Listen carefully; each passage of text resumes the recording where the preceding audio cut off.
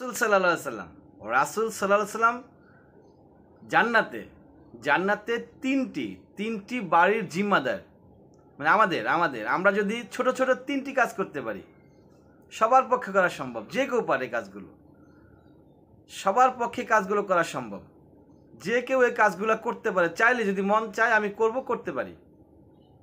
তো এই ছোট ছোট 3টি কাজ করলে 3টি ঘর আল্লাহ পাক, আল্লাহ রাসূল আমাদের জন্য জিম্মাদার বলছেন, অর্থাৎ তিনি আমাদেরকে ঘর অবশ্যই ব্যবস্থা করে দিবেন। তো 1 নম্বর কাজ হচ্ছে কি? ঝগড়া।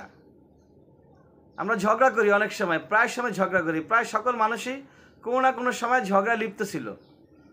তো ঝগড়া করলে একজন ব্যক্তি কিন্তু ন্যায়ের পক্ষে থাকে, তো যে ন্যায়ের পক্ষে আছে সে চুপ হয়ে গেল, ঝগড়া বাদ দিয়ে দিল।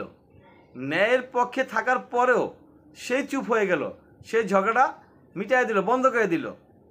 ওই ব্যক্তির জন্য মহান রব্বুল আলামিনের প্রেরিত রাসূল নবী মুহাম্মদ সাল্লাল্লাহু আলাইহি সাল্লাম জান্নাতের কিনারায় পাশে একটি ঘরের জিম্মাদার। অর্থাৎ আমি যদি ঝগড়া করি আর আমি যদি ন্যায় থাকি, ন্যায়ের পক্ষে থাকি, মানে আমি সঠিক অবস্থানে আছি, তারপরে আমি ঝগড়া বন্ধ করে দিলাম, তাহলে নবী মুহাম্মদ সাল্লাল্লাহু আলাইহি সাল্লাম জান্নাতের কিনারায় পাশে আমার জন্য একটি ঘরের জিম্মাদার হয়ে যাবেন। এটা আমরা পারি না ঝগড়া বন্ধ করতে? অবশ্যই পারি।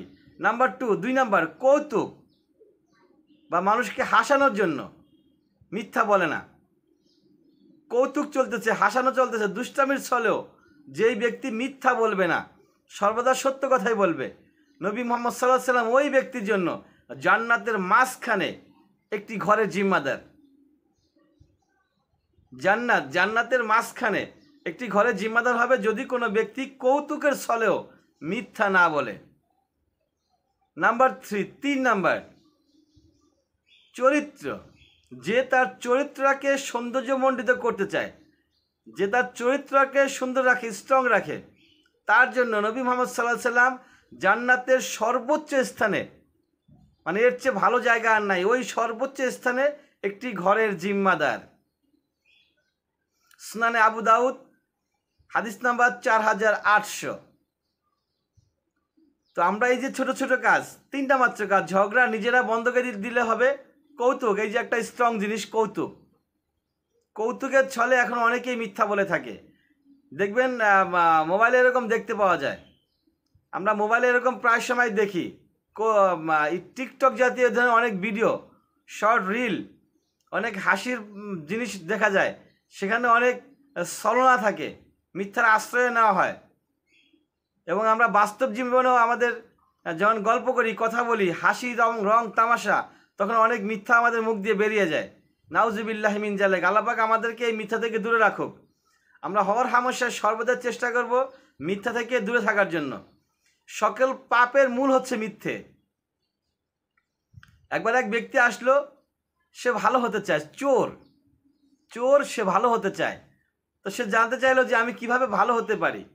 তো তাকে একটাই নসিহত করা হয়েছিল যে তুমি মিথ্যা কথা ছেড়ে দাও, তুমি মিথ্যা ছেড়ে দাও। তখন সে চোর কিছুদিন পরে অটোমেটিক ভালো হয়ে গেল। কারণ সে যে চুরি করবে, মানুষ যখন জানতে চাইবে এই চুরিটা কি তুমি করছো, তখন সে কি মিথ্যা বলতে পারবে?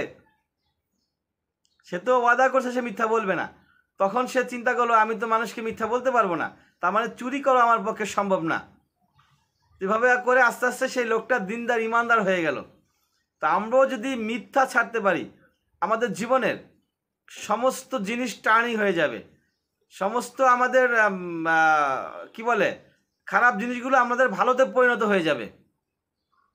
তো আমরা যদি চাই আমরা আমাদেরকে ডেভেলপ করাবো, আমরা নিজেকে উন্নত করব, আমরা উপরে উঠব, আল্লাহ পাকের প্রতি আমাদের ভালোবাসা, আল্লাহ আমাদেরকে ভালোবাসবে, নবী মুহাম্মদ সাল্লাল্লাহু আলাইহি ওয়াসাল্লাম আমাদেরকে ভালোবাসবে, আমরাও ইসলামকে ভালোবাসবো, দিনের উপরে অটুট থাকবো, ইসলামের উপর অটুট থাকবো, ইসলামের সকল প্রকারের আইন, মুসলমানদের সকল প্রকারের আইন মেনে চলবো।